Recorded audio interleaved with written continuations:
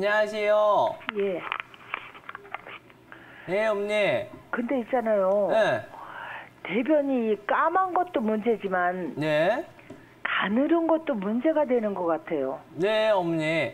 일단 두 가지 나눠서 좀 설명을 드릴게요. 예. 일단 색이 검맣게 나온다라는 건 예. 우리 대변 색깔 중에 사실 제일 안 좋은 거거든요. 그러니까요. 네. 색이 나도 까맣게 느낌이 나오면 그런 것 같아요.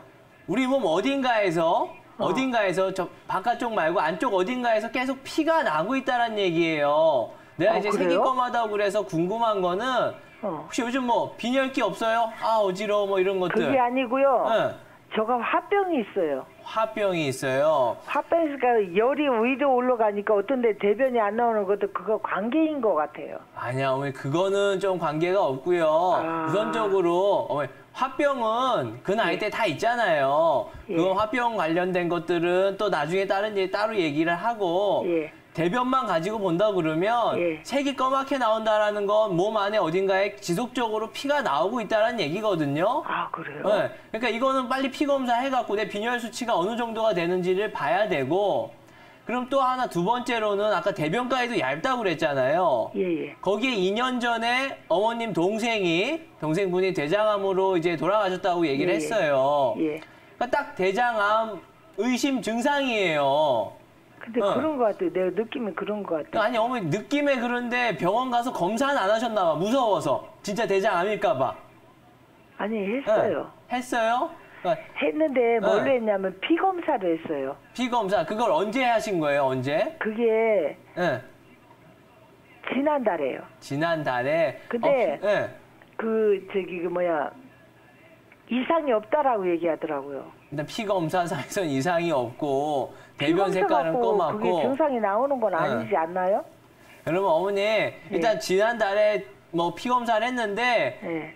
일단 기본적인 검사에 빈혈 수치가 다 나오니까 거기서 문제가 없었다고 그러면 크게 걱정은 하실 필요가 없는데 그럼 어머님 혹시 치질이 있는 게 아닌가 좀 의심스럽네요. 아, 치질 같은 절대 없어요. 절대 없어요? 예. 어머니 왜 내가 이렇게 말씀드리는 이유는 치질이 있거나 하면 대장 항문 저 위쪽에서 피가 좀 고여 있다가 대변길이 좀 막혀 있다 보니까 빨리빨리 나가지 못해서 위에서 색깔이 피가 고였던 게 좀 검맣게 변하고 그 다음에 원래 대변 구멍이 이렇게 커야 되는데 치질이 있으면 좀 막힌단 말이에요. 그러니까 그 사이로 나오려다 보니까 대변이 좀 가늘게 나오는 경우도 있거든요.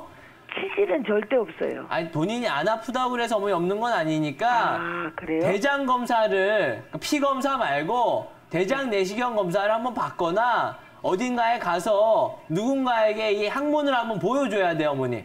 보여주고 나서 확실하게 어떤 건지 이제 진단을 받고 그거에 맞춰서 약을 드시면 돼요. 일단은 어머니 색이 검할 때 제일 무서운 게 어딘가에 출혈이 있는 건데 어딘가에 큰 출혈은 없는 것 같으니까 안심하시고 나머지는 두 번째로 좀 어머님이 하셔야 될 거는 빨리 항문을 누군가에게 보여줘서 항문 검진을 받아보셔야 될 것 같아요.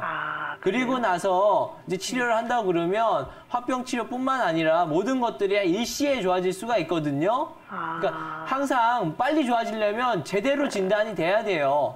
그러니까 병원에 가셔서 항문 검진을 할 수 있는 곳에 가셔서 항문 검진을 꼭 받으세요. 아셨죠?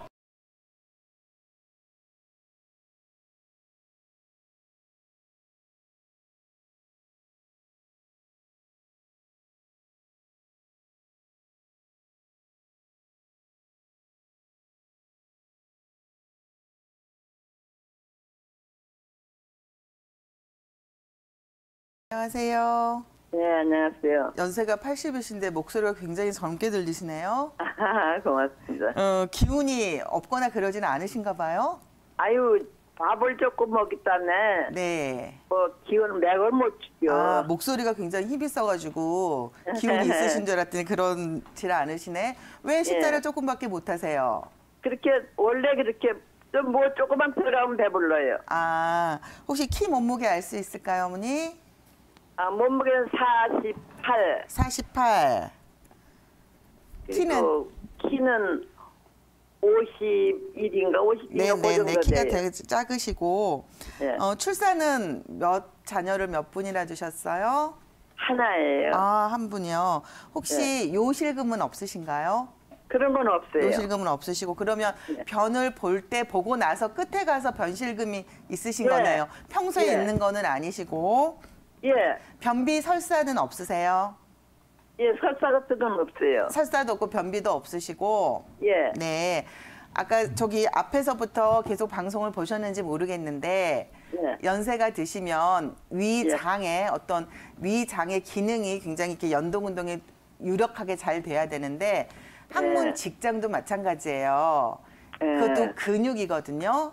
예, 그래서 연세가 예. 드시면 근육에 힘이 좀 없어지시잖아요. 약해서 이제. 네네. 그리고 또 뭐 이렇게 드시는 것도 얼마 없으시고 기운도 예, 예. 없으신 걸로 봐서는 사실 예. 연세가 드셔서 위장에 어떤 근육에 힘이 없어져서 그런 증상이 나오시는 거거든요. 예. 네, 혹시 그래, 뭐 추위를 많이 변을 타거나 변을 보고 나서 꼭 뭘 차야 돼. 딱 또 나오니까. 아, 그러니까 뭐 아, 다 보는데도 그래. 엎드심조차 보고 난데도. 그러니까 이제 변을 볼 때 이렇게 근육이 풀어졌다가 이렇게 확 오므라져야 되는데 그 예. 기운이 없으셔서 그런 거예요. 아. 그건 기운이 없으셔서 그런 거예요. 그래서 일단 한방에서는 기운이 없을 때 기운을 보충해주는 약을 쓰거나 이거는 사실 침으로는 안 되시고요. 예, 예, 네, 예. 그리고 이제 평소에 어머님이 이제 기운이 없으시면 기운을 조금 북돋아주는 뭐 약을 쓰거나 아니면 식사를 조금 더 잘 하시게 하는 아. 그런 좀 도움을 주는 약을 쓰는 것도 방법인데 사실 그 보기제나 어떤 보약을 쓴다 그래서 바로 좋아지지는 않으니까 예. 평소에 어머님이 혹시 이렇게 케겔 운동이라는 게 있어요. 항문에 힘을 주는 운동. 오므라져 폈다 이렇게 하는 거. 예, 그게 그러대. 굉장히 중요해요. 아, 그러대. 오므라져 폈다. 네네네. 그거를 그냥 앉아 계실 때 그냥 앉아 계셔서 계속 하시면 그게 결국은 근육이 수축하고 이완하고 요게 잘 안 되시는 거거든요. 그래서 그거는 사실 또 침을 놓기도 조금 애매한 자리고 그래서 예, 예. 사실 요실금은 어느 정도 침으로 좀 해결이 되는데 특히 이제 변을 보고 난 다음에 변신글 같은 경우는 어머님이 케겔 운동이라는 항문 괄약근을 조였다 풀었다 하는 운동을 조금 열심히 해보시기를 권해드려요. 아, 그렇군요. 네네. 그리고 방우가 자주 나와. 마찬가지죠. 그러니까는 그것도 이제 힘이 없으니까 이렇게 하는 거. 그다음에 일단 또 저기 혹시 목욕탕에 가까우시면 예. 냉온탕이 되게 좋거든요. 온탕? 냉온탕. 너무 뜨거운 물에만 있는 것보다는 뜨거운 물에 갔다가 찬물에 갔다가 예, 결국은 예. 혈관도 마찬가지고 근육도 마찬가지고 뜨겁고 차게 이렇게 해주면 그게 수축하고 이완되는 게 조금 도움이 되기 때문에 탕에 가면 찬물에는 안 들어가고. 그리고 보통은 찌찌물에만. 그러시죠. 그래서 찬물에는 오래 들어가 계실 건 없고요. 보통 온탕에 한 3분 있으시면 냉탕에는 한 30초 정도.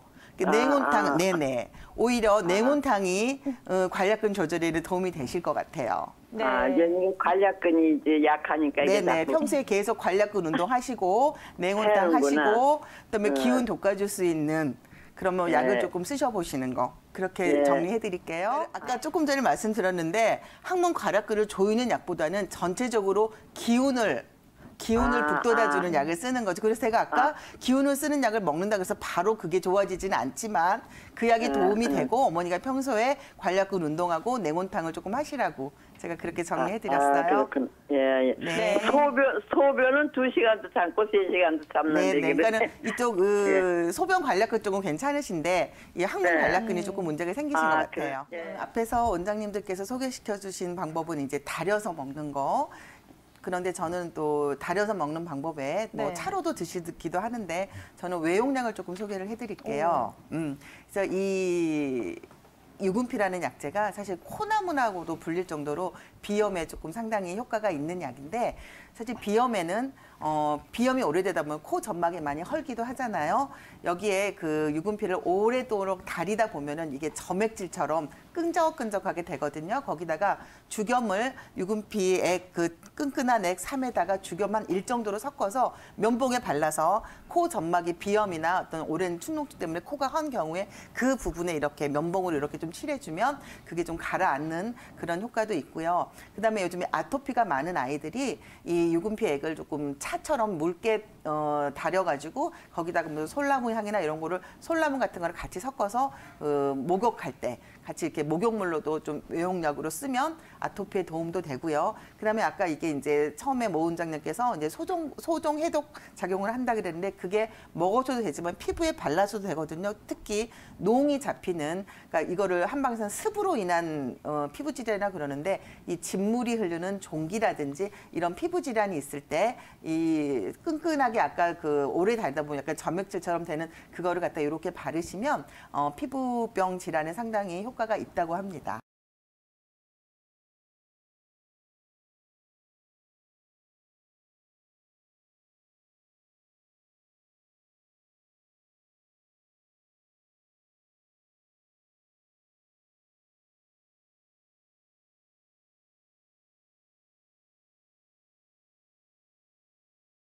유금피는 이제 누름나무 껍질이라고 보통 얘기하는데요. 말씀하셨던 것처럼 예전에는 이제 전쟁이거나 또 이제 피난 시절에 어려울 때 떡을 해 먹기도 하고 또 이걸 가루를 내서 죽처럼 해 먹기도 했으니까 사실은 굉장히 안전한 약재라고 할 수 있기는 하죠. 그렇지만 이렇게 옹이나 종양, 염증 질환에 사용했던 약재들은 항상 조금 조심하시는 게 필요한데요. 이런 약재들은 기본적으로 성질이 좀 차면서 해독하는 작용들이 있기 때문에 반대로 성질이 조금 강한 경우가 있어요. 이제 구황작물이거나 전쟁 때 먹으라는 건 이제 평한 식물들이 없을 때 얘기지 일반적으로는 이런 이제 염증에 쓰는 약재들은 이제 특히나 배가 차신 분들 그리고 속이 냉해서 소화기가 조금 약하신 분들한테는 사실 오히려 장복하셨을 때 설사를 하게 하기도 하고 또 소화 장애를 일으키기도 하니까 조금은 주의하셔야 될 약물일 수가 있고요. 특히나 이제 소음인 같은 경우 배가 아주 차고 소화기가 약한 분들 같은 경우는 장복하셨을 때 속을 냉하게 하면서 또 이제 그 원기가 손상될 수 있으니까 이런 점들 조금 주의하시면서 참고하셔서 활용하셨으면 좋겠습니다.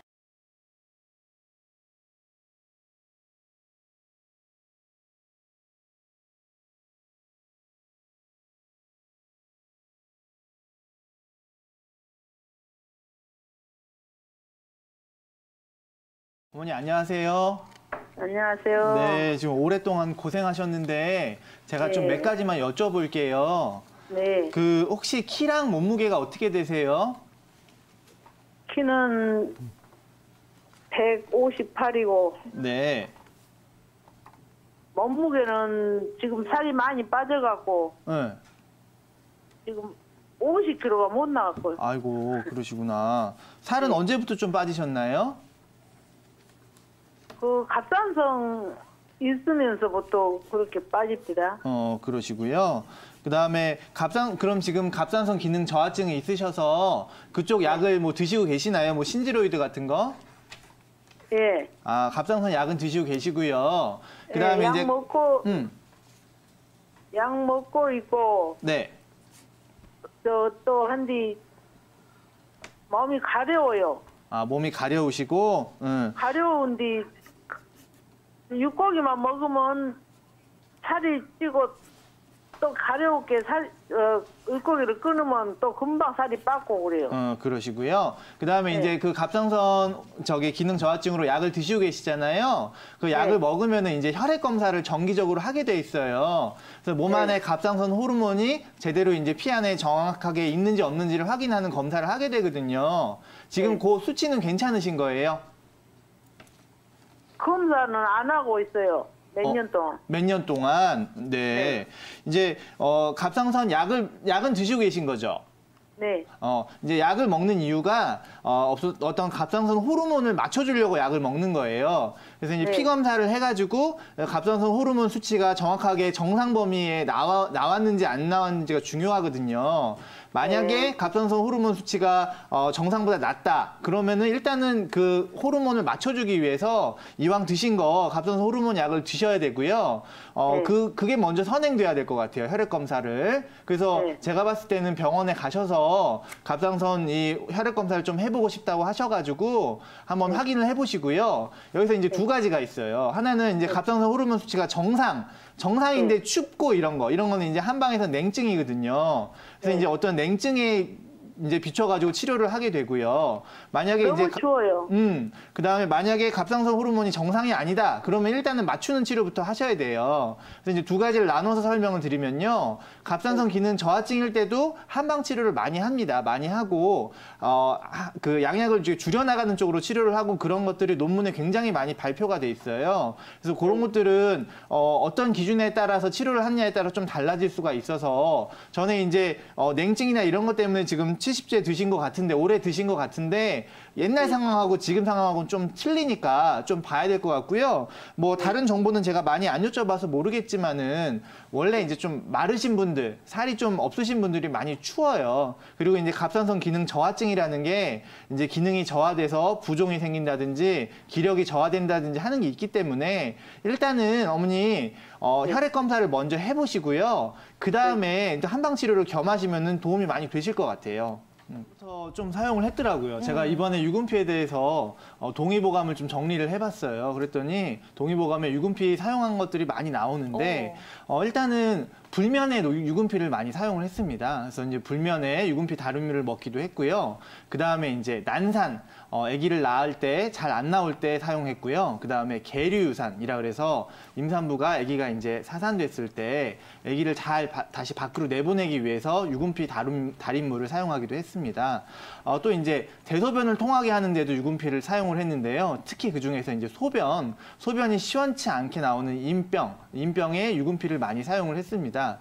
마지막으로 이제 그 허준 선생님께서 동의보감을 쓰시면서 유분피에 대해서 이런 또 언급을 하셨어요. 하나는 이제 흉년이 왔을 때 먹을 게 없으면 식량 대용으로 유분피를 가루 내어서 물에 타 먹어라 이렇게 말씀을 하셨고 또 하나는 유분피를 이렇게 짓지어 가지고 풀처럼 만들어서 기와나 돌을 붙이면 굉장히 잘 붙는다 이런 말도 했습니다. 그래서 이제 유분피가 예로부터 좀 많이 사용된 건 맞는 것 같습니다.